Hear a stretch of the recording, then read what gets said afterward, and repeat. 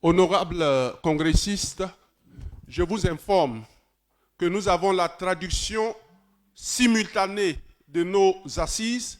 Vous pouvez utiliser les casques que vous avez.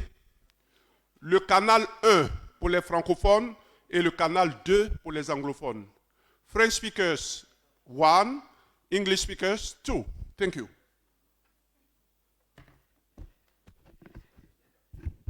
Bonjour, monsieur et madame.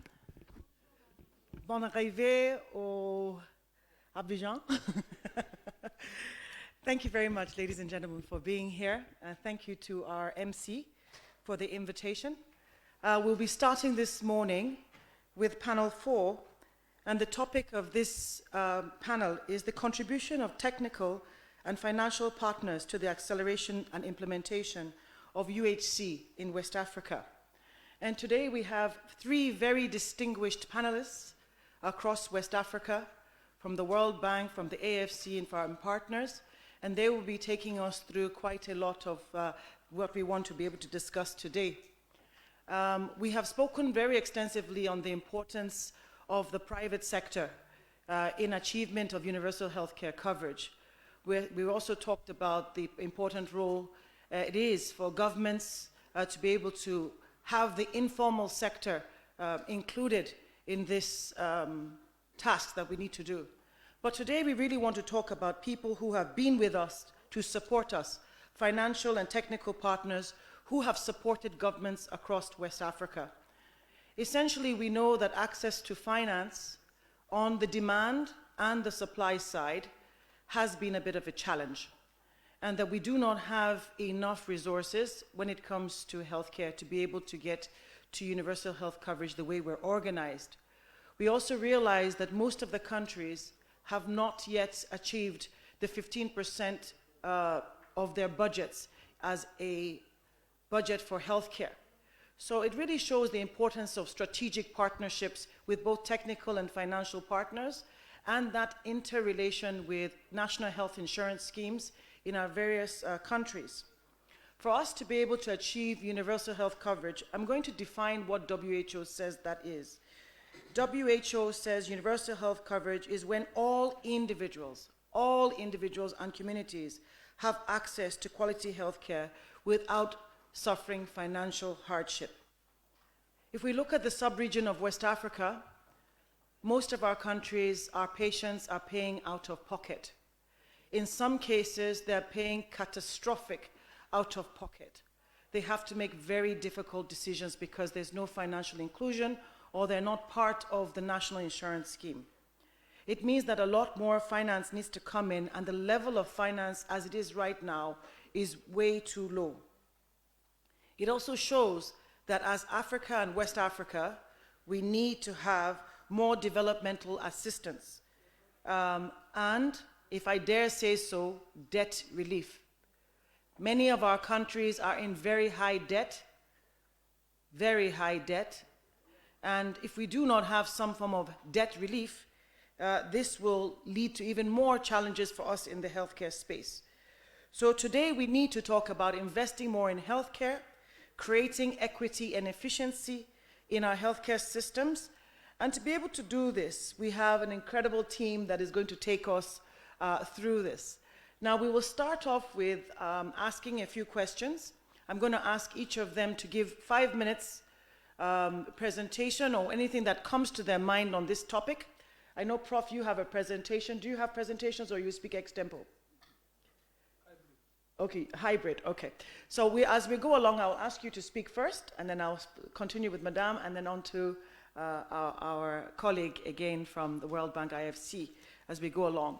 So at the end of that, I will take them through various questions, and then we'll open the floor for various panelists to discuss. And this is the way we will go. So first, I'd like to call forward Professor Sambo, who is the CEO, Chief Executive of the National Health Insurance Agency in Nigeria. And he will give us a presentation, and then we'll also continue from there. Professor Sambo, thank you. Can we give him a round of applause, please?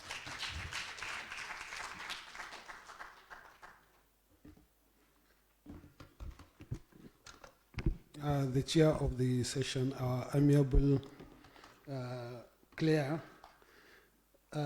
members of the panelists, distinguished participants, good morning. I have a slide. I don't know whether it has been shared so that we can project it. If it is not shared, I intend to discuss, because the session has to do with contribution of technical and financial partners to accelerate implementation of universal health coverage in West Africa. We are all aware of the fact that universal health coverage is now a global health agenda. And we are also aware that most of the countries have integrated UHC as a goal into the national strategies and development. We are also aware that translating this commitment into improve funding and equitable quality healthcare services remain very slow. Most of the countries have not given the desired push that is required to attain the universal health coverage. We must also acknowledge the fact that promoting equity in financing and the use of health services is key elements toward attaining to universal health coverage.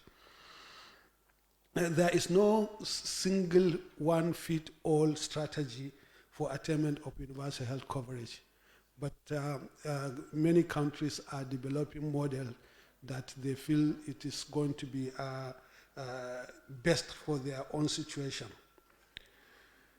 While challenges abound, there have been variable progress towards progress between and within the sub-African, West African sub-region. And to have a forum like this to dialogue will offer opportunities to share experiences and progress and challenges on how to have a common front towards attainment of universal health coverage. And to go deep into the discussion, if we are to attain universal health coverage, there is a popular box which shows the three components of universal health coverage: the population coverage, the service coverage, and the financial risk protection. So if we are to attain universal health coverage in our respective states, we need to study that box with a view to determining where are we now, and where we came from, where are we now, and where we need to be in future, especially with respect to the gaps, identifying gaps in population coverage, identifying gaps in service coverage, and identifying gaps in financial risk protection. So if we are able to do a thorough assessment of these gaps, we will now know the kind of strategy to employ in order to bridge that gap.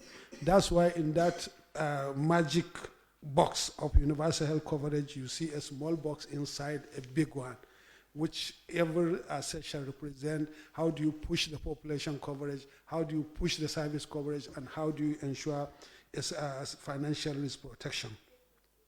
The most important thing, because this conference is looking at the issue of financial inclusion and issue of financial access to healthcare, of which the health insurance organizations and setups are designed to achieve.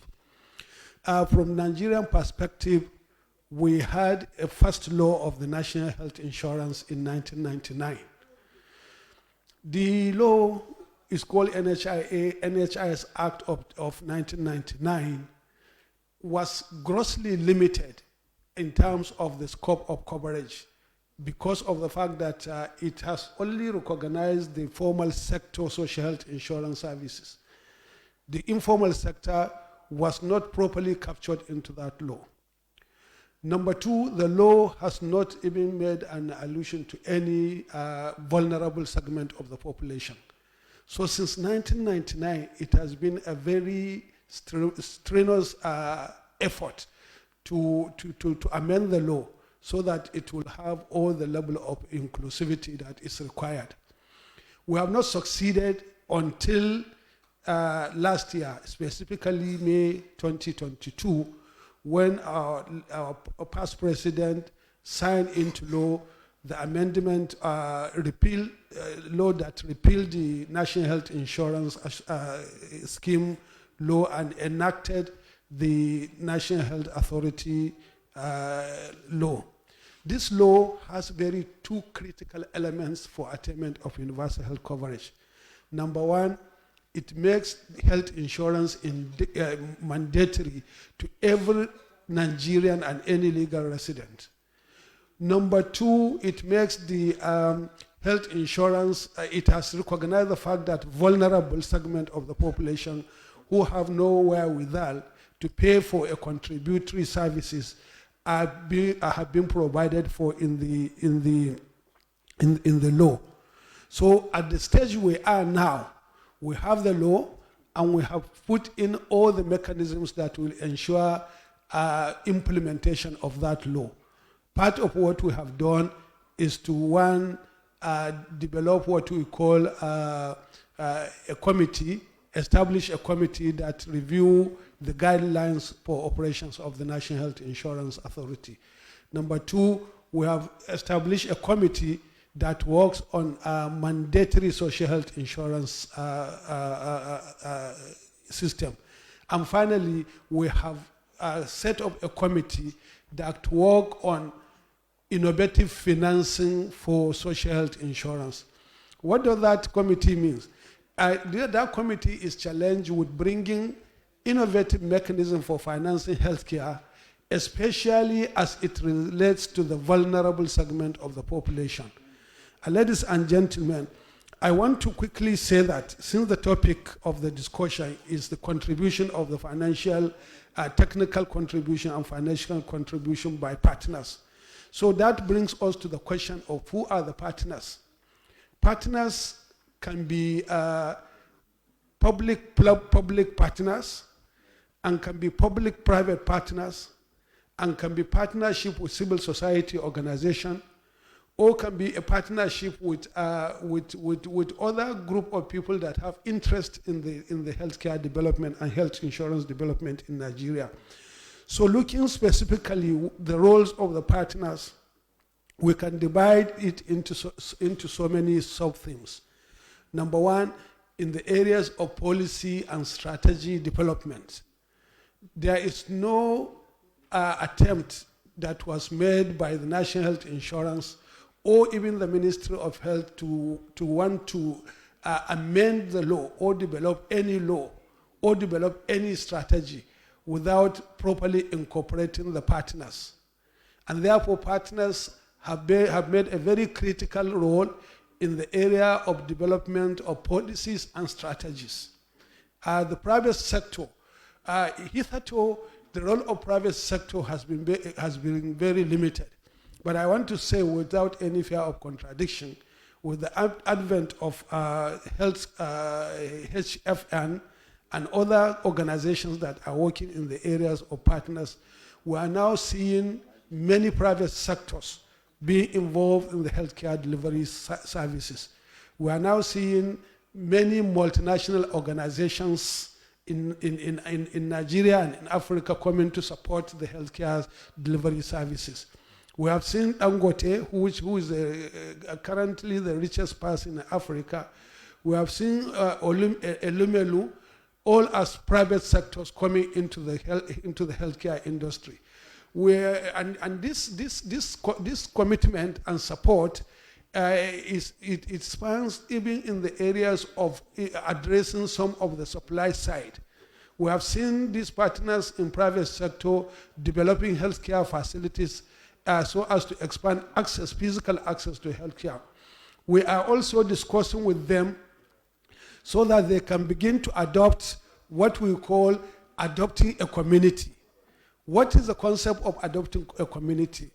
We are saying that instead of a private sector who is wanting to have in expanding access to healthcare services to go and be establishing healthcare facilities, why can't he go and adopt a community so that he can pay premium for them to join the health insurance? And at the end of the day, whatever resources that is generated by the hospital, a sort of a strategic plan can perhaps be developed to ensure that hospitals are improved. So this is a conversation that are going on the table. We have seen partners supporting health insurance growth in Nigeria in the area of capacity building. I want to mention specific effort that we have done with Bill and Melinda Gates Foundation under R4D, Resolve for Development. With the support of the R4D, we have collaborated. We are currently in collaboration with 4 institutions: Lagos Business School, University of Nsukka, Ahmadu Bello University Zaria, and SPAC in Kenya, to develop a critical mass of health insurance leaders that can be able to turn the that can be able to champion the universal health coverage. In fact, what we did was to develop a strategic paper that will commence with development of leadership program in the area that I have mentioned and in the institution that I have enumerated. And from that, we want to move into the development of the Institute of Universal Health Coverage. That institute will focus on key areas, emerging areas, which cannot be obtained in our normal institutions. For example, the health insurance across the globe is grappling with rising costs as a result of inflation. It's also grappling with a situation whereby you have emerging and re-emerging diseases that are currently not encapsulated in the benefit package of the social health insurance. So through the knowledge of technology assessment, HTA, health technology assessment, we will develop a critical mass of people that can help in tracking this kind of problems and providing solutions. And in the spirit of that, we currently have collaboration with University of Mahidol in Thailand, where they are training 4 of our candidates, 4 of our staff, 3 of our staff in the area of technology assessment. So we have seen an increasing participation of partners in the process of in training and capacity building. We are also looking into the issue of technology. Here we are collaborating very closely with Palm Access and HFN so that we can have a very good, robust health management information system, that health insurance management information system that will be fully automated and bring about the relevant data that is required to drive the social health insurance. And other areas, areas of information sharing and so on and so forth, partners are playing a very critical role. So what we are looking at in future is to ensure that both public and private sector organizations are fully integrated in every activity that we are going to do. But I will not conclude this because my time is up without saying that at the inception of the implementation of the National Health Insurance Program, there is very good participation of private sector in Nigeria, the health maintenance organizations, which serve as an intermediary between the National Health Insurance Agency and the healthcare providers. And even in the amended law, we are going to retain this private sector and even expand their role to play, in addition to what they are doing, what is called a third-party administration. By third-party administration, any skill that NHIA can outsource to a private sector to do, like claims management, like other things, we can easily, the law has empowered us to outsource, to allow private sector to support us in attainment of universal health coverage. Ladies and gentlemen, I don't want to go beyond the 2 minutes that I have been told. I will want to pause here, so maybe during the conversation, I can shed more light on some of the issues. Thank you, and God bless all of you. Thank you very much, Professor Sambo, for that very nice overview. For a country that has had health insurance for almost 2 decades, for you to put that in 10 minutes was a Herculean task. Thank you very much for sharing your experience. Most importantly, to say to attain universal health coverage that there's no single one-size-fits-all strategy and that every country will need to adopt what is best practice. He also challenged us to look at the special model and study the model of population coverage, service coverage, and financial risk protection to look at where we are right now in your countries and where you need to be and what needs to be done.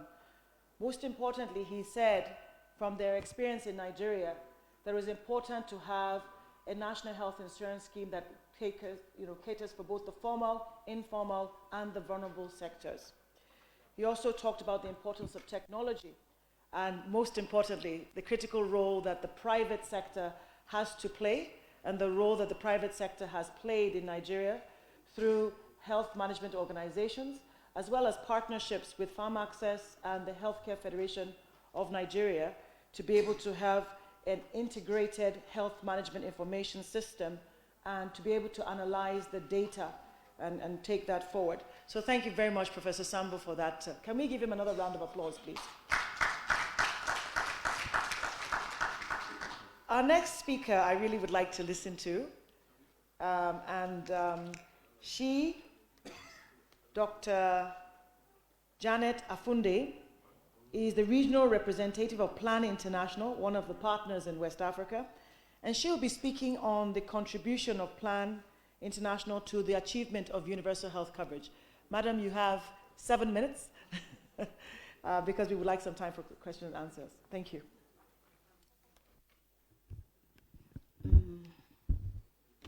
Thank you, Madame, for giving me the floor, but I will do my presentation in French. Ce n'est pas de problème. D'accord. Bonjour à tout le monde, je suis le docteur Janet Afunde.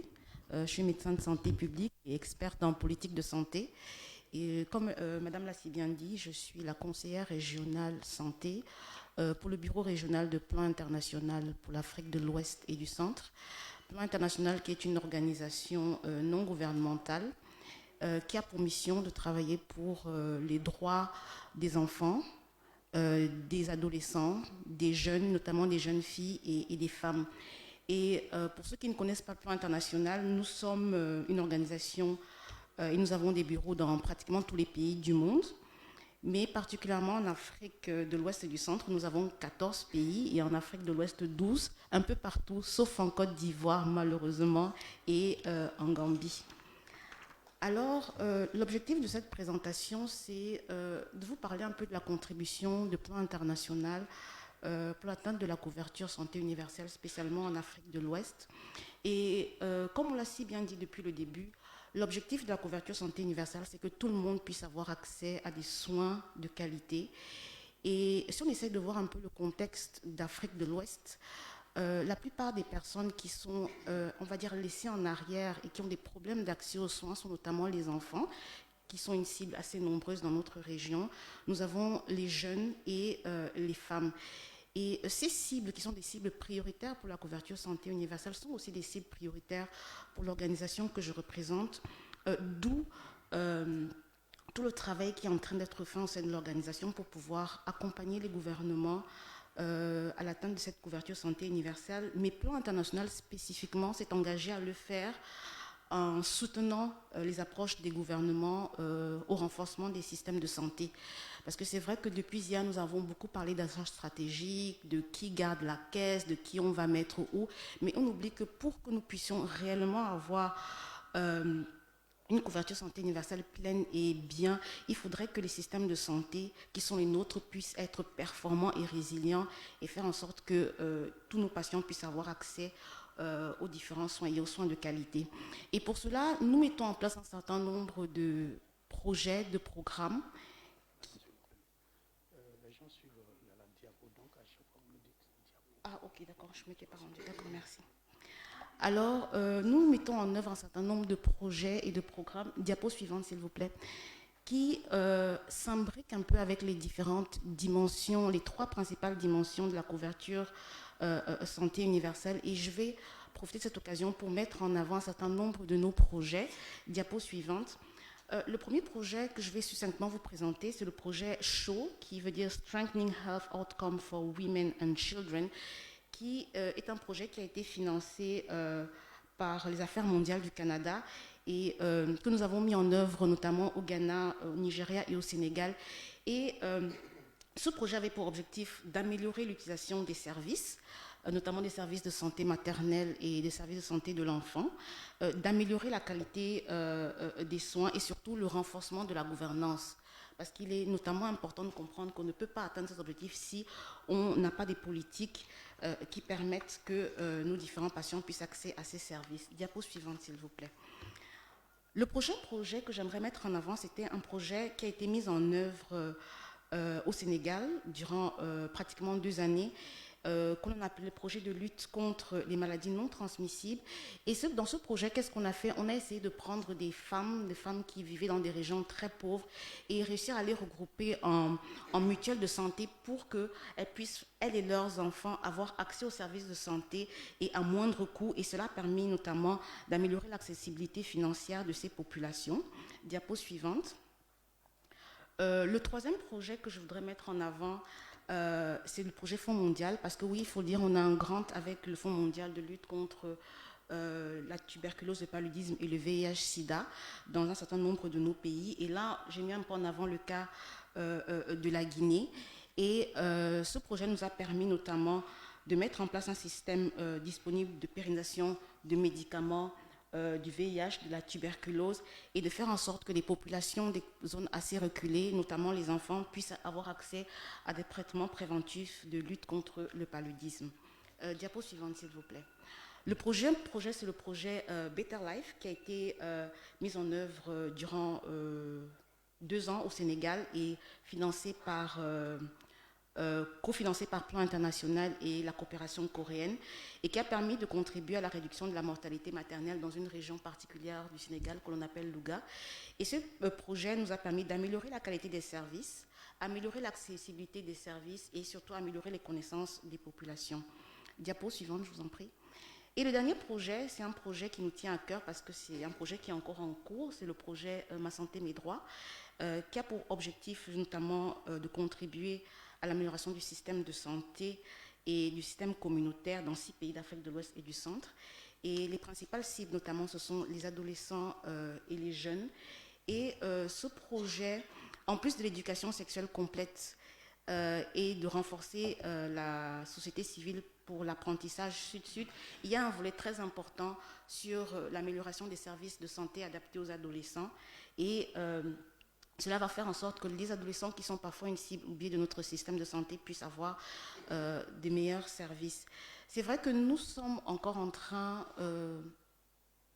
d'entrer dans la thématique. On essaie, diapo suivante, je vous en prie. Nous sommes encore en train d'entrer dans la thématique. On est en train de mettre sur pied les différents jalons, diapo, les différents jalons liés à notre participation à l'accompagnement des gouvernements pour la CSU, et c'est pour la raison pour laquelle nous sommes parfois confrontés à un certain nombre de défis, notamment dans les pays dans lesquels nous travaillons. Il y a beaucoup de lois restrictives en matière de santé sexuelle et reproductive, qui est l'un de nos chevals de bataille, notamment pour les adolescents et les jeunes qui sont les principales cibles pour lesquelles nous travaillons. Nous faisons aussi face à beaucoup de barrières culturelles et sociales, y compris notamment les normes sociales qui sont néfastes pour les principales cibles et qui peuvent limiter l'accès aux services, même si on fait tout pour pouvoir mettre sur pied des services de qualité et améliorer l'accessibilité. Le sempiternel problème de financement qui devient de plus en plus rare du fait des différentes crises économiques mondiales et autres, et notamment aussi les multiples crises humanitaires et sanitaires que nous avons dans la région, parfois font en sorte que nous puissions avoir des petits soucis. Mais cela ne nous décourage pas. On peut passer à la diapo suivante. Ça ne nous décourage pas.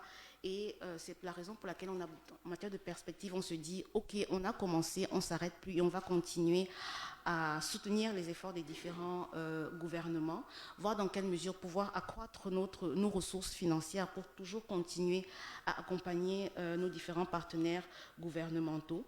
et aider aussi notamment dans la formation et l'accompagnement des différents professionnels de santé, qu'ils soient du secteur privé ou public. Diapo suivante, s'il vous plaît.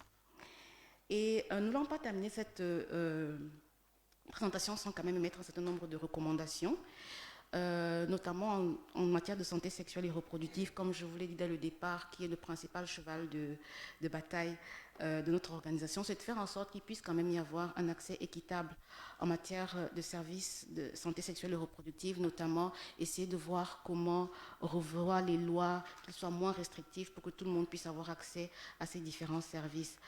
Alors, je conclurai ce propos en disant, diapo suivante s'il vous plaît, que c'est un défi énorme avoir accès aux services de santé pour tous et à moindre coût. Et nous pensons qu'il est temps de voir un peu la santé d'une autre manière et de comprendre que pour que nous puissions atteindre la couverture santé universelle, il faudra que tout le monde puisse mettre la main à la pâte, pas seulement le secteur privé, lucratif et non lucratif tel qu'il a été présenté depuis hier, pas seulement les gouvernements. Il va falloir que toutes les organisations, notamment les organisations non gouvernementales qui font dans la santé, puissent aussi mettre la main à la pâte pour que nous puissions atteindre nos objectifs. Je vous remercie.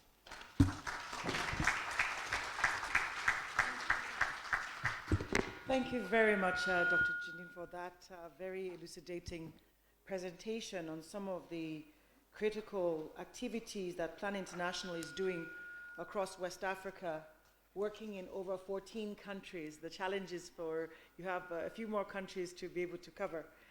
We thank you on behalf of all the countries here for the incredible work you're doing. And she also took us through the various projects, just some examples of some of the projects that Plan International is doing in West Africa. And I'd particularly note that you work with various governments. I heard Korea, I heard Canada, so that it's important to talk about strategic partnerships and collaboration. One of the learning points is that they're fitting into the national plan of the various countries. So they're not imposing their own plans, but working alongside what the strategic plan is of each of the various countries and finding how they can either do community-based programs or tick the boxes in various areas. I like particularly the My Health, My Right program that you talked about, improving community systems, which is really nice. The word community came out many times in the presentation that she made, and of course the focus on women and children and sexual reproductive health being having equitable access as the fulcrum of what they do. So thank you once again. Can we please give her a round of applause? We'll now move on to a few people have the money to finance healthcare. And we have here today with us a very senior official of the World Bank, IFC, in the person of forgive my pronunciation, Chimanso? Okay, Chish. Okay, Chish. Very bad. Mowoyo. Not too bad? Thank you. And he's a senior investment officer for the IFC. He is going to be taking us through a few points regarding what IFC is specifically doing in the realm of health. But just before you do that, I'd like to ask you a few questions, or just 1 second. While you're giving a presentation of what you would like to speak about on this topic of the contribution of financial partners towards the implementation of UHC, specifically, we'd like to ask how is the IFC supporting private sector investments to ensure that there are enough resources and then supporting private sector initiatives to accelerate UHC across West Africa. Thank you.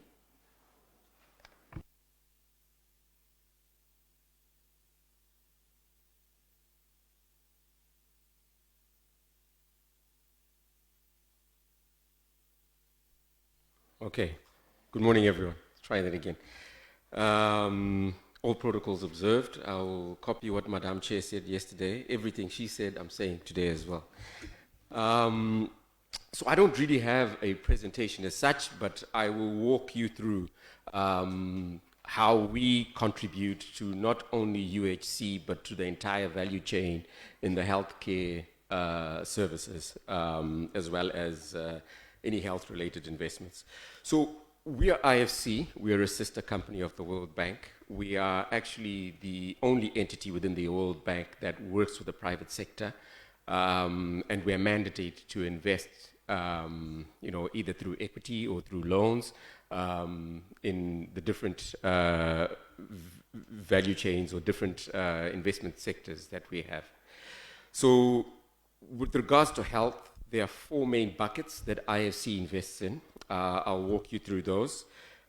First, we invest in the health service providers. By that, we mean hospital providers, whether it's primary healthcare or tertiary or secondary healthcare providers, or diagnostics providers, anyone who's offering some sort of service, we bucket that as health service providers. Number 2, we invest in life sciences. When we speak about life sciences, we're talking about pharmaceutical manufacturers, API, pharmaceutical ingredient manufacturers. We're talking about vaccine manufacturers. Anything that is along those sort of lines, we also invest in. Number 3, we invest in medtech and consumables. So those who are involved in manufacturing, whether it's face masks or gloves or anything else that is noted as a consumable, or even medical equipment as well. We invest alongside those.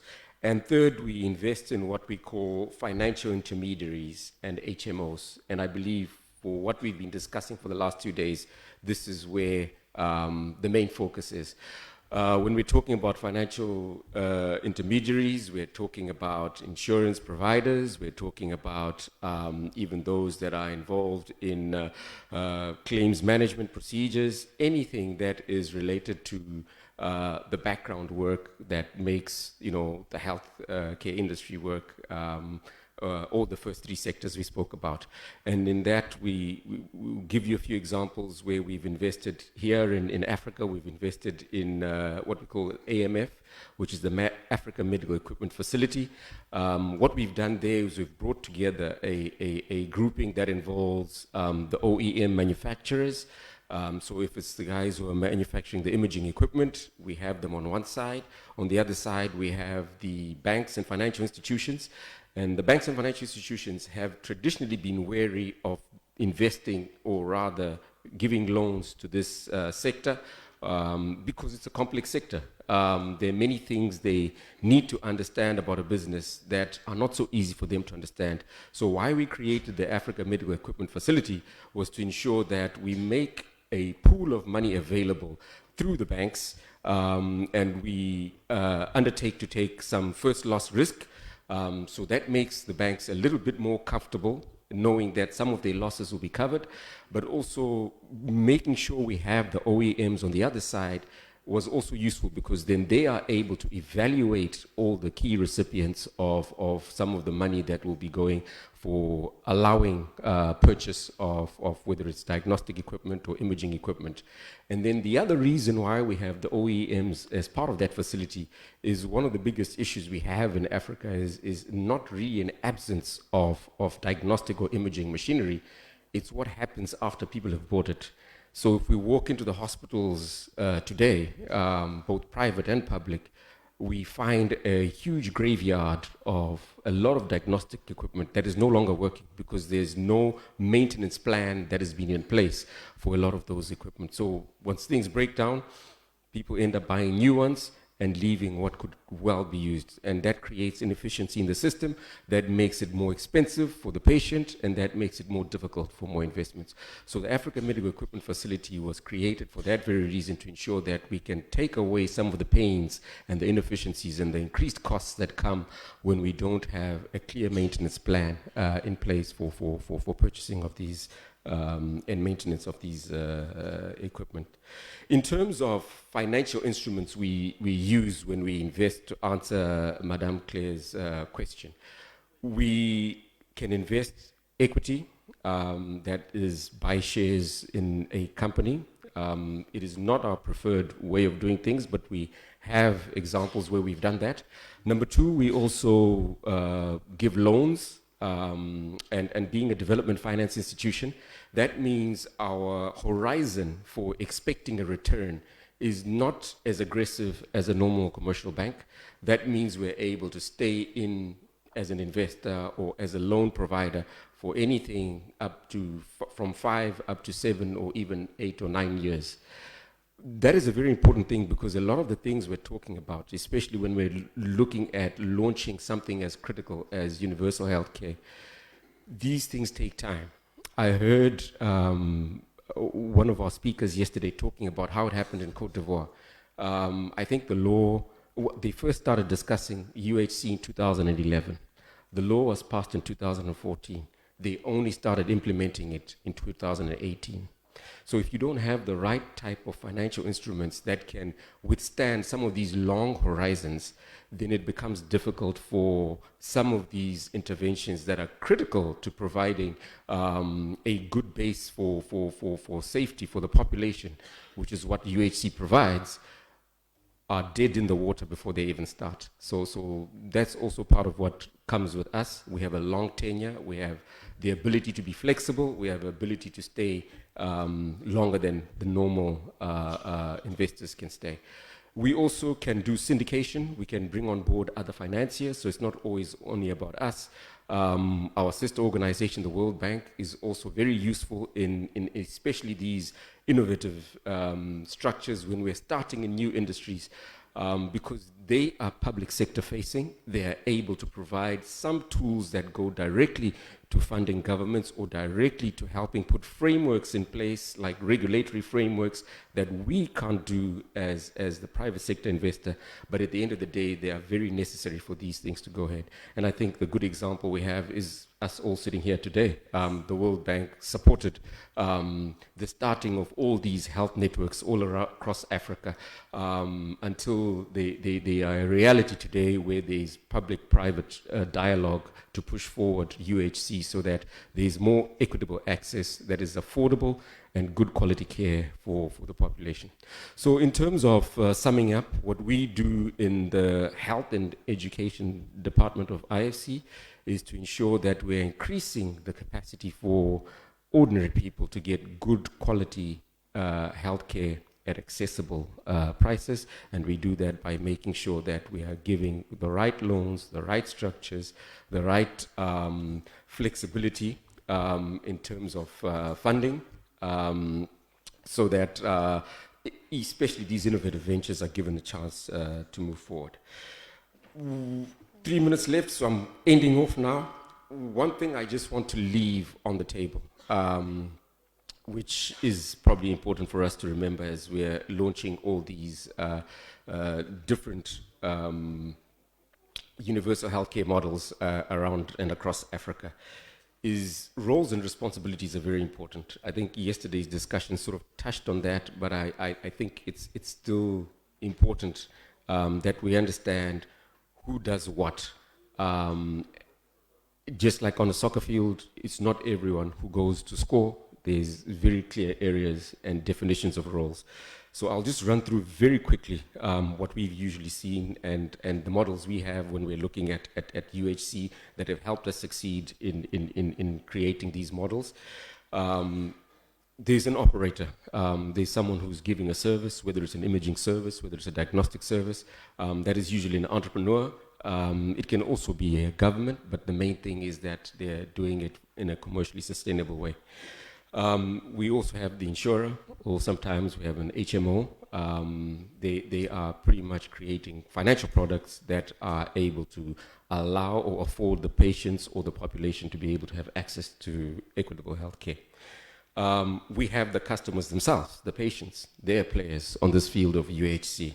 We have the regulators, and depending on what sort of country we're looking at, we have different regulators. We have the regulators for the insurance and financial services industry that are regulating what the HMO is doing. We have the FDA that's regulating whether it's medicines that are coming into the country or being given to the patients. We have the Health Professions Council that's regulating whether it's the image or service providers, or we have a Medical Practitioners Council that is basically regulating the doctors and everyone who's giving the services to the patients as well. And then lastly, we have financiers. That would be ourselves, that would be the banks, that would be different people that are providing a framework for all this to happen. Of course, we have the government, and sometimes they have a role in some of those other areas I spoke up there. but it becomes very clear and important that we understand in which way they are participating, because once that is not clear, then usually that can cause a few issues going forward. Let me end there and say thank you very much for this chance and this opportunity, and look forward to the discussion. Thank you. Thank you very much, Chish, for sharing the IFC's perspective. I mean, we all know that there's no wealth without health, and if we don't have access to finance, then definitely we can't change. He took us through the various areas in which IFC provides access to finance and capital, both through debt and equity. Most importantly, that they have a model that involves sustainability. So they involve not only just the OEM, but they also involve other partners, including the operator in the model, such that it works. And we agree that if we don't have the triangle of great infrastructure, good equipment, and then good people, and I say the people part of it is very important, you will not be able to attain universal healthcare coverage. Thank you very much, IFC, for all you're doing on the continent. We will have a few questions regarding pricing and turnaround time, and I'm sure the audience will have a few more questions for you. But we'll go on to the next speaker. We're now going to talk to the Department of Private Professional Health Establishments, and we have Dr. Kweku here, who will be sharing his point of view on this area. You have 5 minutes, sir, because the time is getting shorter as we go along. Thank you very much.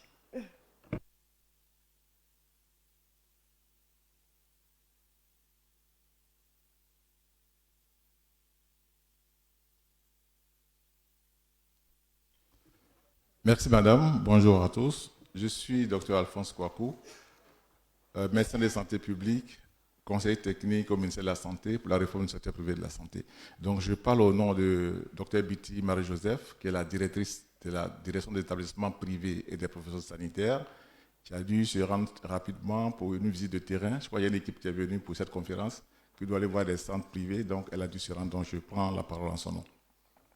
Alors, pour cette thématique, je pense que là, nous parlons du point de vue du ministère de la Santé à travers donc, cette direction centrale pour voir globalement quelle est notre compréhension de l'appui que pourraient apporter les partenaires techniques et financiers.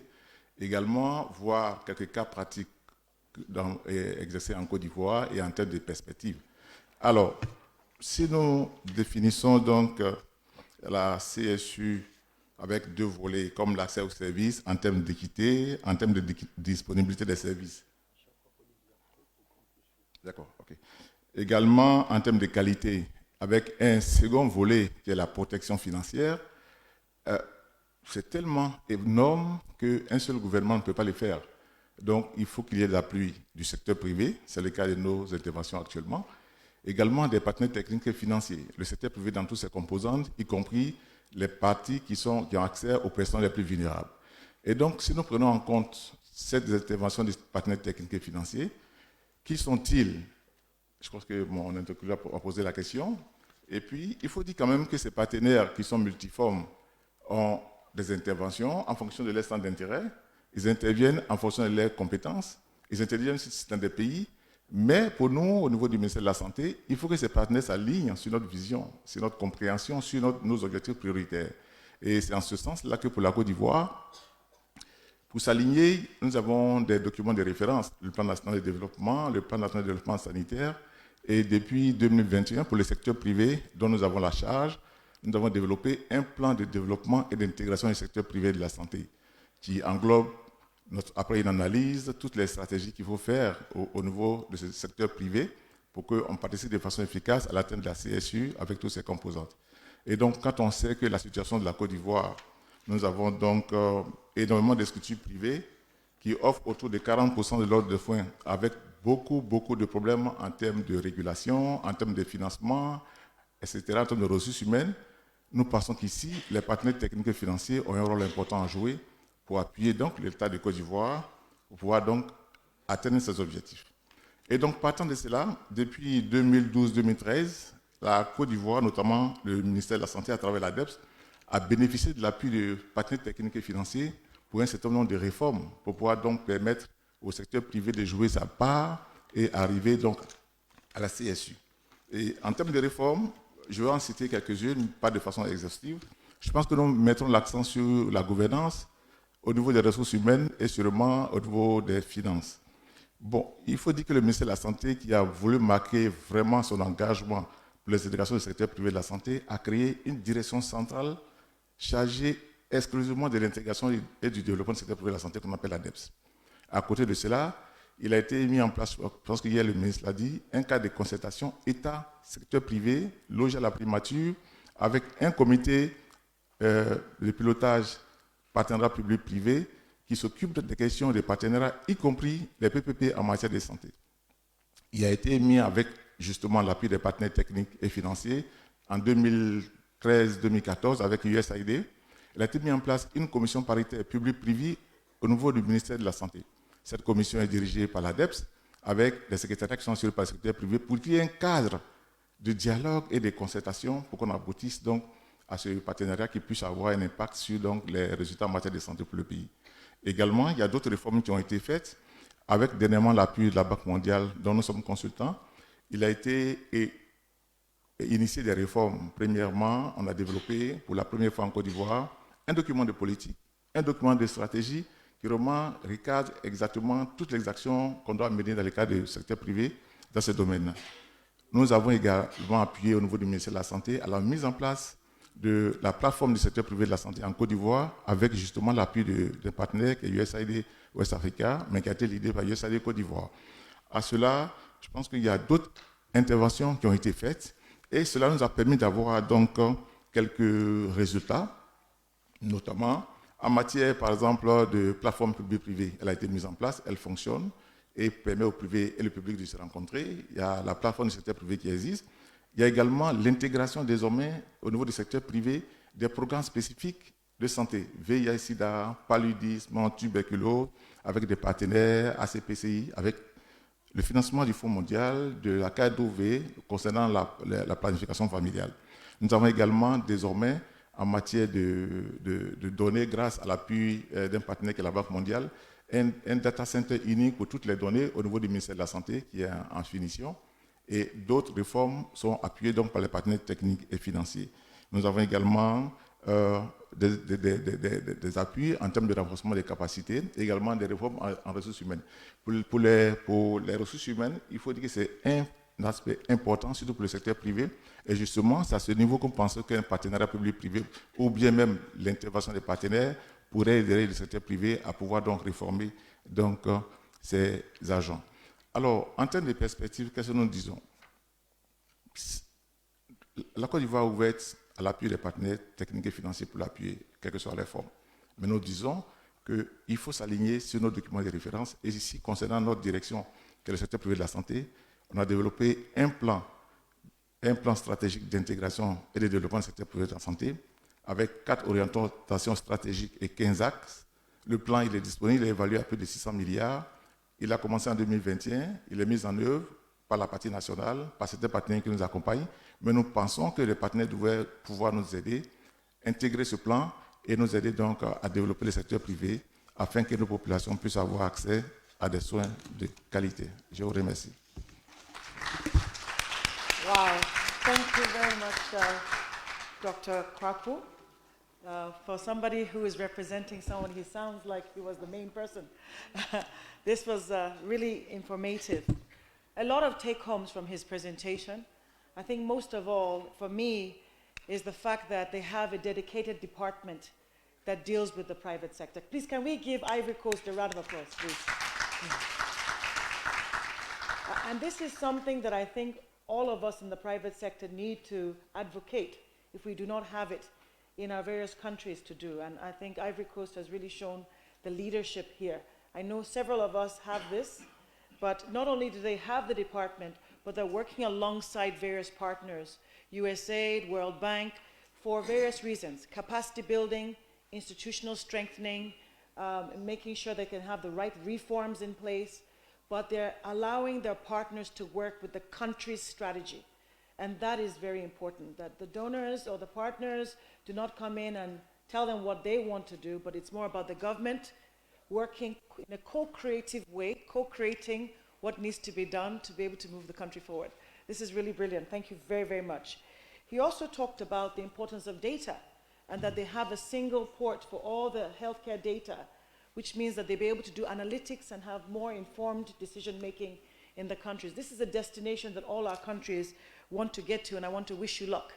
But again, I think he's also showing how important strategic partnerships are, that we cannot do it alone, and therefore we need technical partners, financial partners, and the private sector to be able to come on board. Thank you very much. Another round of applause for him, please. So just before I open the floor to questions, I have one question for each of our panelists. And I'll start first with Professor Sambo. So Professor Sambo, in your presentation, you mentioned that you have moved from the National Health Insurance Scheme to the National Health Insurance Agency.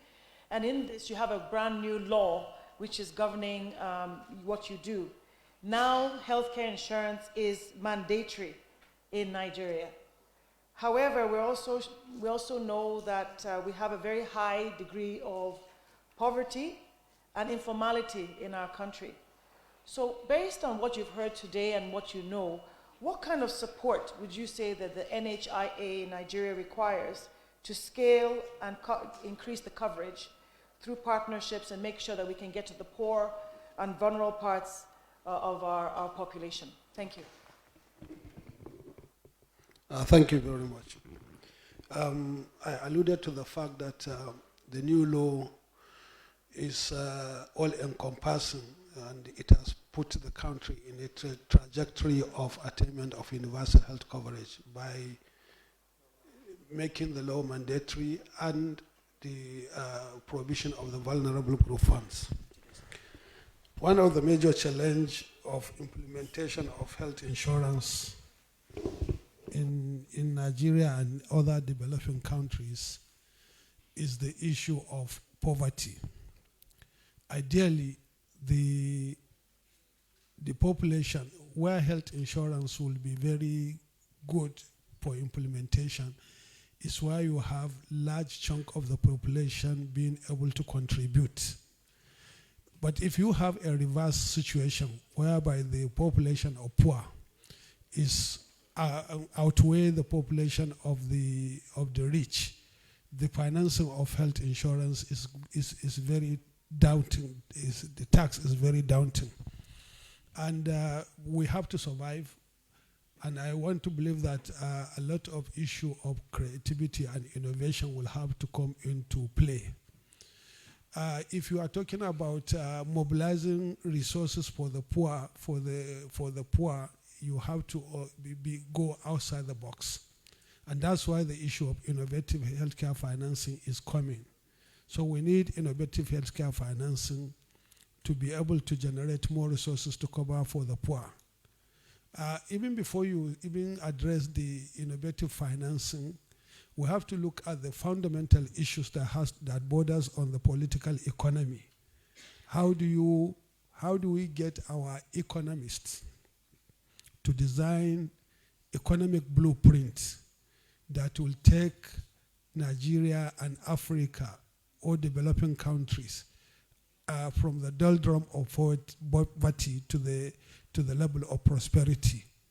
I think this challenge should go back to the economics and the financial experts. And all issues that has to do with bringing resources down to back to table. Let me give you a situation. Nigeria is blessed with oil, and a lot is being stashed away out of the country. Who is responsible to do that? If you are able to prevent that, more resources can be obtained to develop the country and increase fiscal space. I think that will be the starting point. Africans we should not allow the health sector to be taxed on how to mobilize the resources. Then we are doing two jobs. We are doing our job as professionals in healthcare. We are also doing our job as professionals in finance. I think our ministers of finance and our economic experts in Africa need to sit down and develop a blueprint of economic prosperity. Because if you have a situation whereby your population is 70% poor, then you are just like operating a free health services if you want to do a health insurance. So one, how do we increase a fiscal space? How do we ensure that there is more money for health? And for you to have more money for health, you are talking about looking at macroeconomic issues and increasing the fiscal space. Then secondly, you need to do more health for money. Sometimes it's not actually that the resources are not in modest supply, but to what extent are the resources being appropriated and utilized in a manner that it can reach a poor? So we need looking at a situation whereby we will have more money for health, and we're looking at a situation we will have more money, more health for money. And when you have that, you are now settled that the issue has to do with the truth amount you have at the country. Then innovative financing. Let me give you an example of innovative financing that is very good. We all have our handsets now, and we make a call. If we can agree at the level of ECOWAS that every member country should pass a law in their financial act that will bring 1 kobo. Kobo is the lowest denominator in Nigeria. I don't know what is the kobo, what is the equivalent in Sefa. So for every phone call, 1 kobo should be dedicated and put into the health insurance fund for the coverage of the vulnerable. This kind of this looks like taxation, but it's a taxation that even the payer will not feel anything. Domestic resource mobilization. Domestic resource mobilization. So 1 kobo per second call is an example. We have done some arithmetic and we play with the numbers. If we are able to do that, we will be able to get quite a lot of people. In fact, the amount of money that people are spending, a poor household is spending on porn, is more than the amount of money that they are spending on their food. So we will be helping them by advancing a policy that can bring 1 kobo from what they are spending and keeping it and dedicating it for them when they are in need of it. Thank you, Prof. Thank you. Thank you. Thank you. So thank you very much, Prof. So he's talked about innovative financing and the importance of domestic resource mobilization. In some of our countries, we have adopted what they call sin taxes. I don't like the word sin. I would rather call it luxury taxes. It's not a sin to drink a soft drink, or maybe it's a bit of a sin to smoke a cigarette, maybe. But if you're going to take sugar or tobacco, if we put a tax on it, if you have to use your telephone, we put a small tax on it that we know is going to be to the national good. I think those are the kind of things. My challenge with this is that how do we make sure that that pool of money that has been created actually is used for the vulnerable and the poor? The task is on us in the private sector to ensure good governance and the utilization of that money for the purpose it has been put on. But thank you very much. To our next speaker, Dr. Janine, you have spoken extensively about the work that Plan International is doing. As you're aware now, we are fast approaching the end of the SDGs, with 2030 around the corner. What, in your opinion, is the level of technical assistance that is still required for us to be able to attain universal health coverage? Just a few points. Thank you. Ok, merci infiniment pour la question. En fait, ce que je vais dire en quelques mots, c'est que y a beaucoup de choses qui doivent être faites. C'est vrai que depuis le début de la conférence, on a beaucoup parlé d'argent, qui est un point très important. Je ne vais pas dire le contraire, mais lorsqu'on aura peut-être eu tous les financements possibles et voulu, il faudrait qu'on puisse se poser la question aussi de savoir est-ce que nos populations ont la possibilité d'avoir accès à ces soins même quand les moyens sont disponibles. Et c'est la raison pour laquelle même au sein de l'organisation, on fait beaucoup de travail au niveau de la génération de la demande. Et nous pensons que pour pouvoir justement atteindre cette couverture santé universelle, il faudrait que, en plus de l'offre de services pour lequel on travaille énormément, qu'on puisse faire un travail de fond dans la génération de la demande pour que les populations aient même envie de demander ces soins. Et nous pensons que si on réussit à combiner les deux, en plus d'atteindre justement nos objectifs de couverture santé universelle, il sera aussi plus aisé pour nous de pouvoir atteindre plus facilement une bonne partie de nos ODD. Merci. Thank you very much. Thank you. We'll have one question again for IFC, Mr. Chish. So you spoke extensively about the work that IFC is doing across West Africa and Africa, in fact, the whole continent. But most of us in the private sector know that it takes a long time to be able to partner with IFC. What are you doing to fast track the bureaucracy that we see to be able to shorten the turnaround time? And on what commercial banks are you working with to be able to de-risk the transactions for us on foreign currency? So most of your loans are in dollars. We earn CFA, we earn Ghana cedis, and we earn Naira. How are we going to pay back dollar loans if your loans are in dollars? Do you have local currency? Thank you. Put your She saved all the tough questions for me. Thank you, Madame Claire. I think, let me start with the turnaround times. IFC is an investor that sees itself as more than just a financial provider. And rooted in that thought process or hypothesis is part of what ends up seeming as if it's getting in the way. But I guarantee you, if you speak to any of the partners that we finance, they'll be able to tell you that it's otherwise. So let's take an example, a recent example from here in Africa. You have just 2 minutes though. The vaccines, for example, very specialized industry. Africa was hit hard. We needed to make sure that we improve capacity for manufacturing vaccines.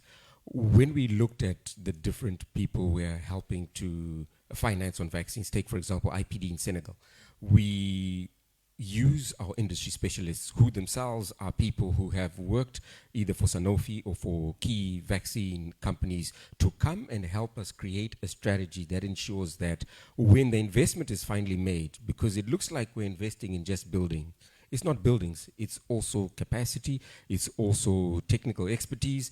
All those things come into our process of evaluation of an investment, because when we come alongside the partner, if we identify that there's needs to help with the drug substance formulation, we then give that type of support as well. So that's what takes a bit of time. So maybe I'll park that for a bit, but it's because we are giving more than just money, we give a lot of support as well. Secondly, in terms of local currency versus US dollar currency, I can say that we have heard that cry, and in some of our African markets where we've been able to agree with the local ministries and with the local treasury offices and the central banks, we have started offering local currency denominated loans. It's always an issue of risk. I think we all know that a lot of our countries suffer from devaluation of currencies. We ourselves have got investors that we need to answer to and make sure that the money they give us, we are using it well and it creates a return. So we definitely have to make sure that when we're giving local currency options or solutions, we are working in economies and countries where we have a reciprocal agreement, a good understanding with the local government with regards to what will happen if there is a fluctuation. And if we can hedge that risk or we can swap that risk in advance, we are able to do that. So we started doing local currency in Africa as well. Thank you. I will speak with my pure private sector hat now on behalf of everyone. Please fast track the local currency equity and debt. It's very important to us, because if we're earning in one currency and having to have the risk again, market risk plus currency risk, it's really tough. So on behalf of all of us, we're looking for a product that we can pay back in the local currency. It would be great. A round of applause for Mr. Chi. Thank you. Okay. All right. Now, our last panelist, I'd like to ask Dr. Kwaku. You have told us very extensively what you're doing in Ivory Coast in the department. From our experience across West Africa, a lot of the PPP laws are not dedicated to healthcare. They are PPP laws for building bridges and roads and airports. Do you have a dedicated public-private partnership law or policy that enables the private sector, that protects the private sector's investment, especially when there's transition? So when governments change, the new people come in and the private sector is at risk. Is this something that you're working on, or do you have any advice for other ministers of health here? Thank you. Merci beaucoup. Je pense que, en ce qui concerne le PPP, non seulement il y a ce cas de concertation État-secteur public, État-secteur privé qui est localisé, mais il y a un comité national qui s'occupe du PPP. Et au sein de ce comité, on aborde toutes les questions des PPP, y compris les PPP en santé.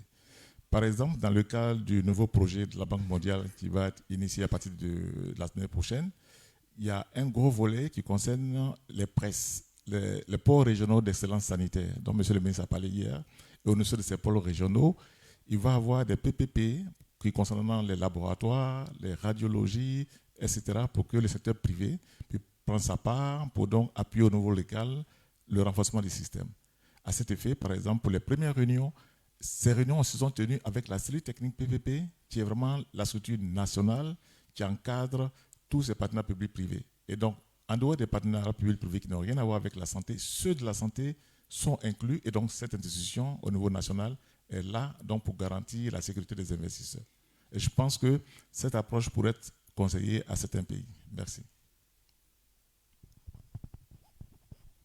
Thank you very much, Dr. Kwaku, for leading the way and just showing us it can work in our countries. This is really nice, having the regulatory reform, having the private sector dedicated department for private sector engagement, and having the right kind of policies that will incentivize investment in Côte d'Ivoire. And I'm sure we've learned a lot from that. Now, just before the panel closes, we also have a small presentation from Dr. Walid Zareddine. I'm sorry. So you have a few minutes just to speak to us. He is the President, Director General of FARA Polyclinic, one of our sponsors here today.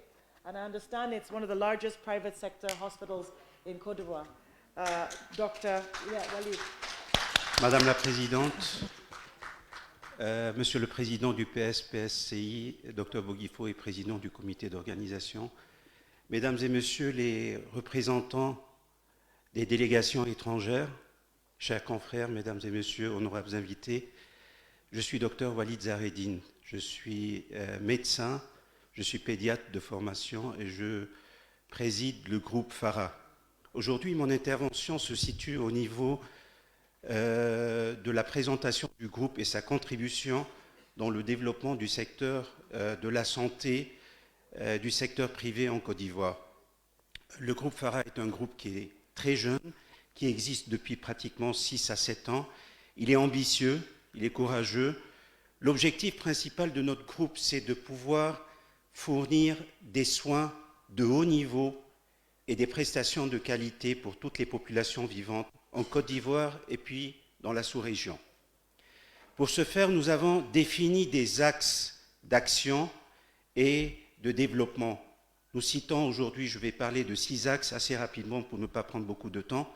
Le premier axe, c'est l'investissement permanent dans l'innovation technologique et l'intelligence artificielle. Et vous allez voir dans un petit film institutionnel qu'on va diffuser dans quelques temps, le niveau de l'investissement dans les équipements médicaux au niveau du groupe FARA. Et nous préparons dans les jours qui viennent l'installation de 2 équipements, l'IRM 3 Tesla, qui est le premier IRM en Côte d'Ivoire, et puis un scanner avec l'intelligence artificielle.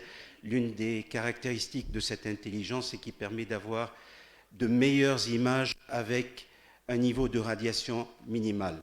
Le deuxième axe d'action est celui de la formation continue des ressources humaines qui sont médicales et paramédicales. Pour cela, nous avons établi des conventions de partenariat avec de grands groupes internationaux. Je cite l'Institut Gustave Roussy en France, l'hôpital Rothschild, Foch, Diaconesse Saint-Simon. Nous avons établi des contrats de collaboration aussi avec des hôpitaux à Tunis, je cite Carthagène et beaucoup d'autres. L'objectif de ces contrats de collaboration, c'est de pouvoir faire un transfert de compétences et échange de compétences. Avec ces contrats, nous avons beaucoup de nos médecins qui partent pour acquérir une certaine connaissance dans certains équipements et puis certaines spécialités, mais aussi nous organisons des masterclass ici à Abidjan. Le troisième axe, c'est la diversification de notre offre de soins dans le milieu médical en Côte d'Ivoire. Nous sommes présents dans la prestation de soins médicaux, hôpitaux, centres de diagnostic et d'exploration.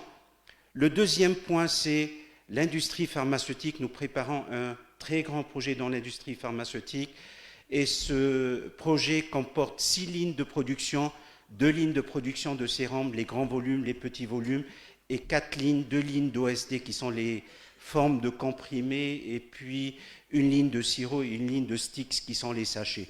Le troisième domaine, ou bien le troisième point de diversification, c'est le transport médicalisé. Nous avons ouvert depuis pratiquement 2 ou bien 3 ans le premier SAMU privé en Côte d'Ivoire qui s'appelle SOS Abidjan.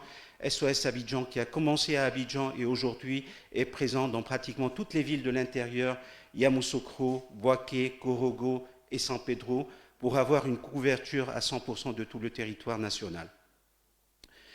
Le quatrième point, ou bien quatrième axe, c'est celui de la proximité de soins, qui s'inscrit encore dans la vision du gouvernement. Nous avons 2 polycliniques, une qui est à Marcory, l'autre qui est à Yopougon, et puis des centres d'exploration et de diagnostic qui sont un peu situés au plateau, aux 2 plateaux et à Yopougon. Et nous avons un projet qui va bientôt voir le jour à Boaké. Le 5e axe d'action est un axe sur lequel est notre cheval de bataille, sur lequel nous travaillons depuis pratiquement plus de 4-5 ans, c'est la coopération sud-sud. Aujourd'hui, nous pensons que l'Afrique de l'Ouest doit pouvoir se prendre en charge. Nous avons d'un côté les équipements nécessaires, nous avons aussi les connaissances, les compétences, les expertises. Donc aujourd'hui, notre objectif, ou bien nous travaillons d'arrache-pied pour pouvoir réduire les expatriations sanitaires de la Côte d'Ivoire vers l'Afrique du Nord et puis l'Europe, mais aussi faire en sorte de rediriger les malades de la sous-région vers Abidjan, vers la Côte d'Ivoire, et toujours on s'inscrit dans la vision du président de rendre la Côte d'Ivoire et Abidjan Medical City et la Côte d'Ivoire le hub sanitaire sous-régional.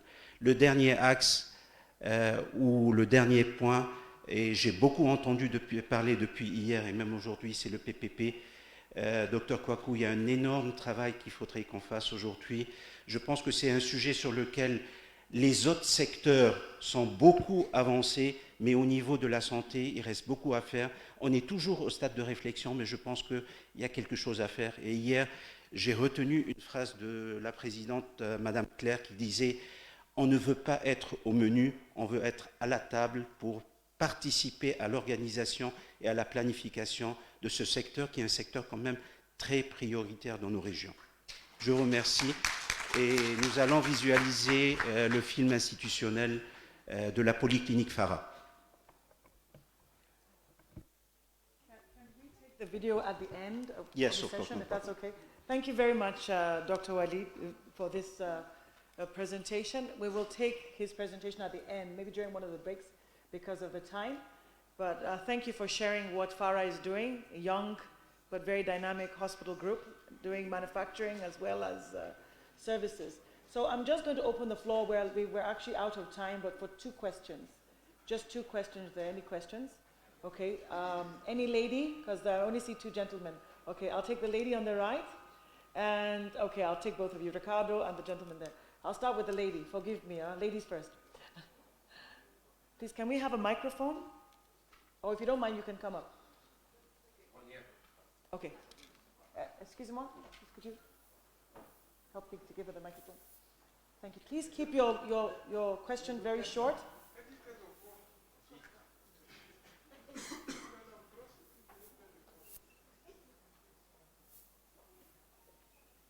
Mr. MC, are we out of time or we still have some time?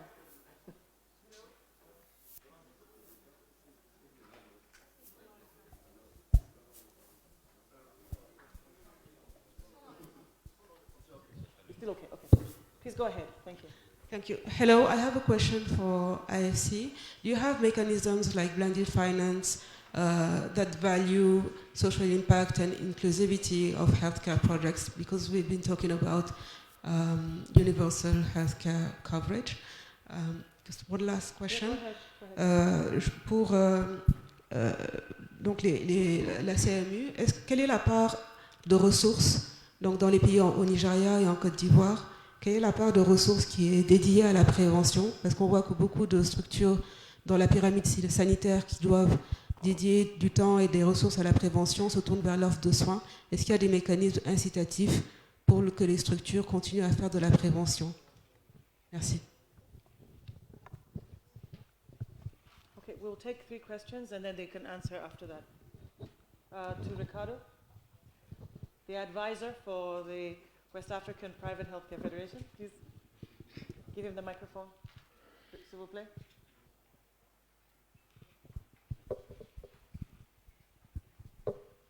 Oui, merci beaucoup. Je peux? Ricardo. Oui. Merci beaucoup, Madame la Présidente. J'ai une contribution et une question.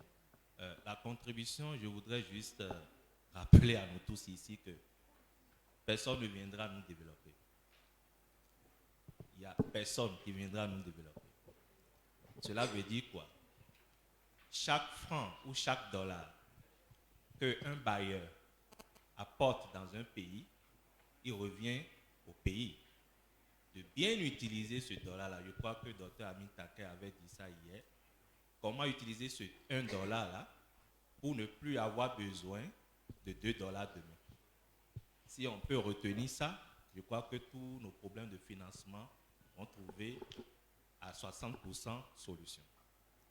Ma question est que nous avons quand même une organisation du secteur privé un peu partout dans les pays et nous saluons vraiment le leadership de la FOAPS et ce que FOAPS est en train de faire aujourd'hui pour relever le défi au niveau de la sous-région.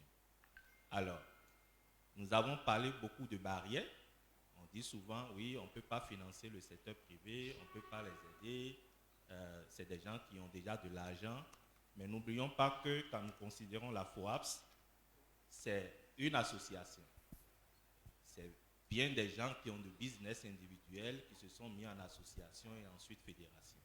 Comment s'assurer que cette fédération joue un rôle capital dans la couverture sanitaire universelle? Et nous avions présenté, je crois que Togo hier a présenté un certain nombre de domaines de collaboration de PPP. Et en tant que bailleur, je crois, sur le podium aujourd'hui, je pose la question à tout le monde. Qu'est-ce que chacun de vous pourrait faire pour soutenir un de ces domaines présentés par Togo hier, qui, je crois, a rapport aussi pilier de renforcement du système de santé, comment amener la FOAPS à jouer un rôle de partenariat public-privé en drainant les pays de la sous-région pour soutenir vraiment la couverture sanitaire universelle dans chacun des pays. Merci. Merci beaucoup, Madame la Présidente. Oui, les questions que nous nous posons depuis, parce que nous parlons de partenaires techniques financiers, l'État et tout, il faudrait qu'il y ait des outils de confiance entre tous ces éléments, tout le monde. Et quelqu'un a parlé des fois, pour avoir la finance innovative, c'est-à-dire l'innovation dans la finance, il faut quand même mettre en place des choses nouvelles. Il y a un risque dans les fluctuations des devises. Il y a aussi, par rapport aux personnes, comment est-ce que les personnes génèrent le besoin. Vous imaginez, il y a beaucoup de questions. Et là où il y a beaucoup de questions, on a besoin des données. Et je voulais poser une question à tout le monde ici. Quelle serait l'utilité d'un observatoire derrière tout ceci. On n'a pas pensé, mais est-ce qu'il ne faut pas mettre un observatoire en place pour collecter les données appropriées, ces données pourront être utilisées à rassurer tous les partenaires que nous sommes sous les mêmes, parce que si les chiffres sortent, on pourra faire sortir des images et tout le monde serait content. Quelle est l'utilité de l'observatoire dans ce partenariat pour la mise en place du CSU en Afrique? Merci, c'est une question à tout le monde. Can you mention your name and the organization you're from? Thank Ok. you. Luc Diogwenou, je suis universitaire, c'est pourquoi je parle d'observatoire, donc universitaire avec les données, la science. Actuellement, je suis le directeur de l'Institut régional de santé publique au Bénin. Merci. Thank you very much. Thank you. Okay, I see 2 more hands, and since we have a little bit more time, we'll take 3 more questions. So, from Mali, Madame from Benin, the President de Benin, and the gentleman in blue. Okay. Okay. And then after that, Stephanie. Ok, je peux aller? Please introduce yourself, your name, and your organization. Ok, merci beaucoup. Moi, c'est Dr Koudio Topanou. Je suis médecin infectiologue et le directeur des établissements hospitaliers au Bénin. Et ma question va à la Côte d'Ivoire. Et je voudrais savoir, est-ce qu'il existe un mécanisme de financement direct de l'État vers les privés? Une subvention directe de l'État vers les privés. Et quel en est le mécanisme? Je vous remercie. Thank you. All right. And then, yourself. Merci, Madame la Présidente. Merci aux panélistes. Moi, j'ai une question pour le dernier intervenant. Comme il a dit on souhaite être à table et non être au menu, moi, je préfère que cette table soit dans mon salon. En ce moment, je pourrais bien déguster. Vu que je suis du public, la question que je me pose, est-ce que tout ce que vous venez de nous dire, qui nous a mis l'eau à la bouche, vous pouvez aussi le faire chez nous? Parce que ce que vous venez de présenter, ça m'intéresse en tant que public au Mali, et je souhaiterais que les Maliens puissent en bénéficier. Au lieu que l'on transfère nos malades vers l'extérieur, il faut que l'on installe ces équipements, qu'on mette ces compétences à la disposition des privés ou bien des publics dans nos pays afin que l'on puisse en profiter. Donc, d'abord, si vous faites la formation, et aussi si vous pouvez vous installer chez nous et que nous travaillons de main dans la main, ça m'intéresse. Après, en aparté, on pourra échanger. Je suis Hamadoun Diko. Bon, je ne me suis pas présenté parce que Claire avait déjà dit. Hamadoun Diko, conseiller technique du ministre au Mali. Merci. Thank you very much. So we have one more question from Madame la Présidente of Benin. Merci beaucoup. Moi, c'est Madame Radji Béatrice, la vice-présidente de la PSSP Bénin. Et je voudrais m'adresser aux représentants de la DEPS, parce que tout à l'heure, il a eu à dire que les PTF doivent s'aligner sur les stratégies qui sont déjà élaborées et ne pas s'imposer. Je voudrais demander comment est-ce qu'ils font au niveau de la DEPS pour canaliser un peu les ONG qui travaillent directement avec le secteur privé. Les ONG qui appuient certains hôpitaux ou cliniques dans le privé. Comment vous arrivez à les canaliser? Merci. Merci beaucoup, Madame. So, I think if we answer all these questions, we're going to start another panel. But please just keep each person will have one answer. Please try and cover the questions we're asked. We have only 5 minutes left, so keep your answers very short. We'll start with Dept. Thank you, Dr. Kwako. Ok.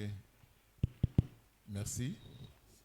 Tout est concentré sur la DEPS. Bon, je pense qu'il y a, concernant la question en rapport avec le mécanisme pour intégrer donc la prévention, je pense qu'au niveau de la Côte d'Ivoire, on a une direction de la médecine communautaire qui a son plan stratégique, qui a son programme et qui intervient pour tout ce qui est volet prévention. Mais cette direction travaille avec des programmes spécifiques et en fonction des besoins des programmes, cette direction les appuie pour le volet prévention. Mais également, l'État a délégué le volet progression à un certain nombre d'organismes qui travaillent en partenariat avec les partenaires techniques et financiers. Quand je prends le cas de l'IMAX, qui est l'agence ivoirienne de marketing social pour le cas de tout ce qui est en rapport avec le VIH-Sida, l'IMAX est financé en grande partie par la CADOV, mais travaille également à USAID pour tous les volets prévention en fonction des programmes spécifiques que l'État demande. Ça concerne également la planification familiale, ça concerne également le planning familial, d'accord.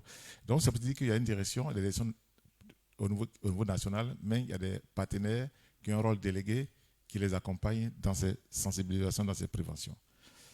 Concernant le second point qui demandait est-ce qu'il y a un financement direct de l'État au secteur privé, je pense que cette question elle est très difficile à répondre parce que dans tout ce qu'on a fait avec le secteur privé, le besoin de financement est revenu, il est très important.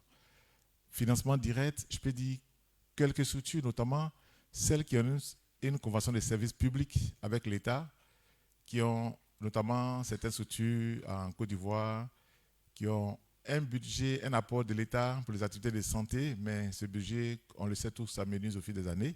Et donc, il y a une grande réflexion pour savoir comment renforcer cela. Et également, logiquement, à travers la défiscalisation et certains mécanismes financiers, ça doit pouvoir se faire. Mais je vous avoue que nous avons travaillé avec la CPCI, avec la FIPME, avec la CGCI.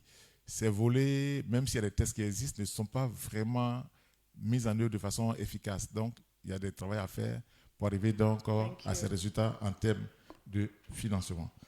Thank you. Thank you very much. Thank you. Can we give him a round of applause, please? Okay. So, Chisa Mia, over to you now, Chisa. The hard questions. Oh, the mic is there, sorry. Okay, so very quickly, I'll just follow on with from Dr. Sambo's question in terms of funding that's provided to service providers in PPP relationships. I can also just say that as IFC, we have a facility that actually funds PPPs. It's called the CTA department.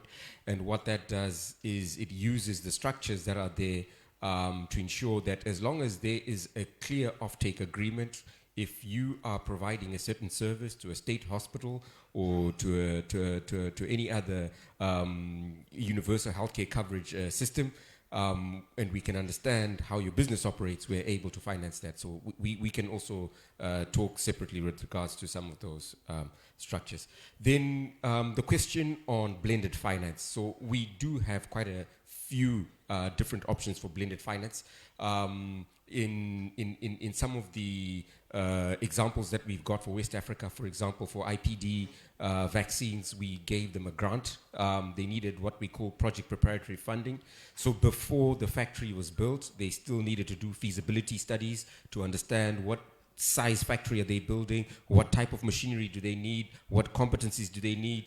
We came alongside them and provided them some grant funding upfront to be able to get all that done so that we answer the right questions before the investment proposal is done.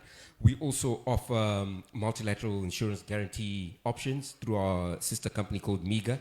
So if a new investor is moving to a different country, they're not so sure how things are going to work there, if you work with us, we can provide funding that is also part of the blended finance packaging, where you can help you de-risk any potential losses that might happen because of those new businesses in those new areas. And then, of course, if we're looking at projects that include inclusionary measures, whether you're working with small-scale holders or farmers, or whether you're working with small companies that are maybe providing services to the government, we can also create structures where some of that is given, even through Africa Medical Equipment Facility. Yes, I think that was all your questions, right? Did I answer everything? Great, thank you. I have a question for you just before you go. We see a lot of huge investments by IFC globally, especially in Turkey, where you have financed a very big cancer a hospital that does, a huge group that does cancer treatment, where you have 30% stakes. Do you have such investments in Africa? Because I see how much you're putting in globally. What is your biggest investment in Africa? So I didn't answer a second question. You just reminded me. Our current portfolio for Africa is about $500 million worth of investments in healthcare. What is the single most, the biggest? The single biggest one we've done is 200 million that we did for Aspen, which is the vaccine manufacturer in South Africa. Debt or equity? It was debt. Okay. Qualification there, we also syndicated for the other additional 400 million that came from the other DFIs. So if we want to count that, it was actually 600 million. I think we should give him a round of applause on that one. Thank you. Because that was a very tough transaction, and to be able to syndicate $400 million and do 50% of that's significant. But we really do want to be able to learn from the Turkish models and other models that you've done in Asia and the amount of investment you're putting in equity.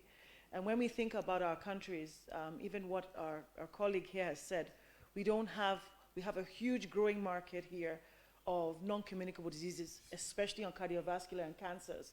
And the cost of the equipment is unaffordable for most governments and most private sector. So we do need blended finance where we have some kind of subsidized or developmental finance to come in there that gives us a long-term tenure as well as having impact in it. Each of these machines can cost anything from $2 to $3 million.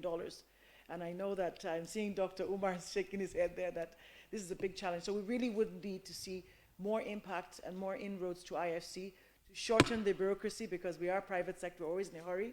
And I'm sure we can do way more than what we're doing right now with IFC. Thank you very much for the support you're giving. Thank you, Dr. Madam Janet, Chair. over to you. Ok, merci. C'est vrai que j'ai pas eu de questions particulières. Il n'y a pas eu de questions particulières pour moi. Mais concernant l'observatoire des données, je pense que c'est une bonne idée tant que ça ne devient pas un observatoire de trop. Si on peut réussir à justement créer quelque chose de ce genre, ça serait bien. Mais je pense que avant de penser à l'observatoire, il faudrait aussi que l'on pense à pouvoir améliorer les systèmes d'information sanitaire de nos pays pour que les données que l'on va transmettre à cet observatoire soient des données de qualité. Donc c'est une très bonne idée, mais pensons aussi à renforcer nos différents systèmes d'information sanitaire dans les pays.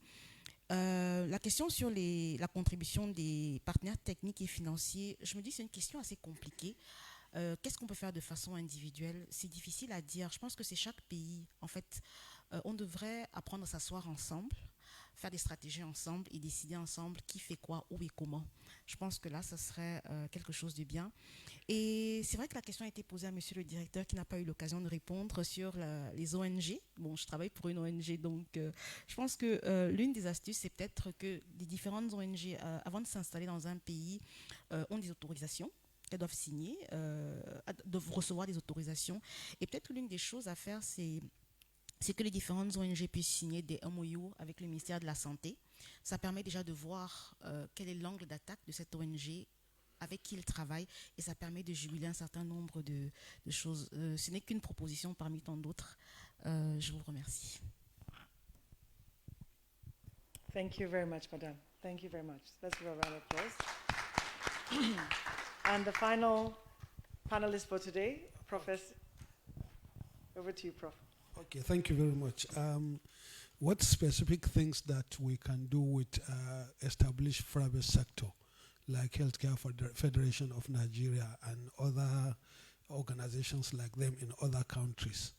If you look at the health insurance space, it has to do with access to quality healthcare.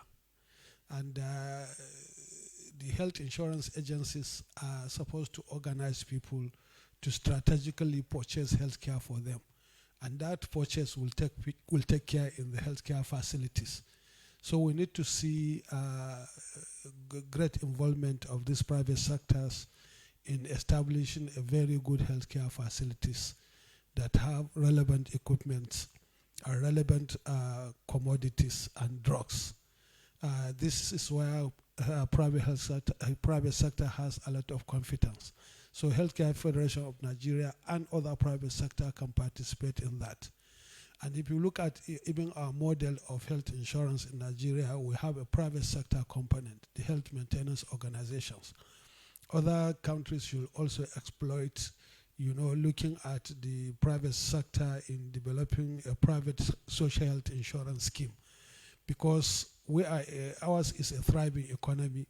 We can only present or provide healthcare with a defined benefit package.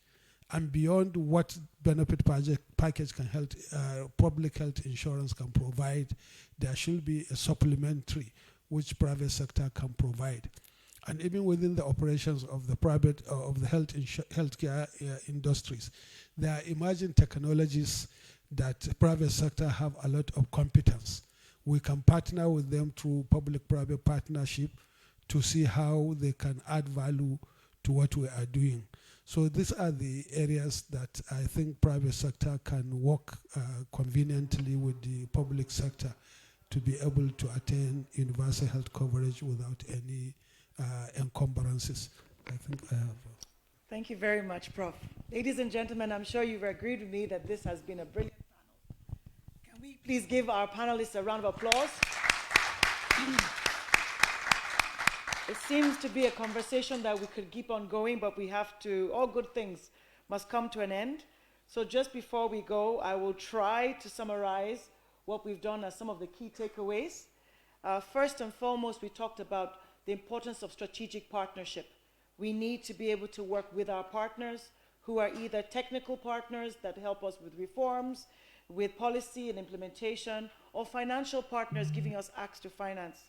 We talked about the importance of having additional finance and additional financing in healthcare on the demand and the supply side. Prof specifically talked about more money for health, but not just about more money for health, but innovative financing that is very important. We also talked about more health for money. So although we're asking for more money and increasing the pool, we have to watch the way money is spent and really get better efficiency in the spend and more observation. We as a private sector and civil society have a role to play on the utilization of funding to get to the last mile, to get to the grassroots, to get to the vulnerable and the people who are underserved. We also talked about the importance of domestic resource mobilization, that we cannot just be dependent on donors, we have to do it ourselves. The solutions for Africa will come from Africa with the support of our very distinguished partners on this side, and also USAID and World Bank. We need to work with our partners, but we need homegrown solutions. So whatever governments want to do by instituting luxury taxes on tobacco, on sugary drinks, on telecoms, on banking charges, putting a tiny percentage which is not felt that can go into a pool that we lose to help provide funding, a risk pooling mechanism for the vulnerable and the underserved. We talked about developmental assistance for health and how important this is, that we have a sustainable financing solution. We mentioned on the floor about blended finance and that healthcare sometimes cannot always afford the commercial finance, and we think we need to have some projects, especially public-private partnerships with developmental financial institutions. That if we learned anything from COVID, and I want to end this, that all countries here need to reignite the progress towards UAC. And we can only do that when the healthcare recovers, the economies can recover. So health is wealth. And after COVID, we realized that this is a clear correlation. Now, just to finalize, this ecosystem must be done in such a way that the ministries of health, the private sector, and donor partners work in unison with one voice to be able to formulate policies and do the reform together. Private sector is specifically asking government for dedicated public-private partnership policies, a dedicated PPP department in the Ministry of Health, and finally, we're also asking for an incentive policy, a policy that incentivizes healthcare investments in our various countries, giving us physical and non-physical incentives, but also finding ways in which we can lower the barrier of entry, especially when it comes to access to finance. We need to have more scalable PPPs. Africa, the PPPs on our continent, especially our region, are small. We need to get the $20 million, $30 million, $40 million, $100 million PPPs on the continent. We need the hospitals, the manufacturing facilities, such that we can do medical tourism within the region. We had an example of Farah Hospital, and we want to be able to have this across the whole of the region. we will encourage to keep medical tourism within West Africa. If we have competencies, we need a yellow pages, and I'm going to give this task to the incoming president of FOAPS. We need to have a yellow pages of who is who in the private sector in healthcare in our countries, the 16 countries, the 9 existing federations, and the 6 new federations to join us. Who is who in healthcare, for manufacturing, for services, for production, whatever it is. This is what we need to do to build this ecosystem called Access to One Health in West Africa. And at the end of the day, private-private partnership is another opportunity for us through what we talked about with FARA. And we learned from the Côte d'Ivoire experience with the Ministry of Health and the distinguished Minister of Health that we met yesterday, who is really committed to working with the private sector. This is a new realm for us in healthcare, where we are at the table and not on the menu, as I said yesterday. And I really would like to thank our distinguished audience for a very, very interactive session, and most importantly for your questions. Thank you very much, ladies and gentlemen. Can we give our panel a round of applause? Thank you. Oh, can we take a picture, please?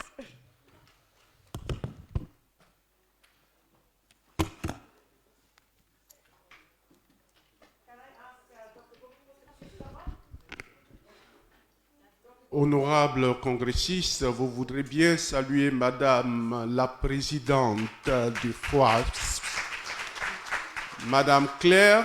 Sur vos programmes, c'est écrit CLAR, mais ça se lit CLAR.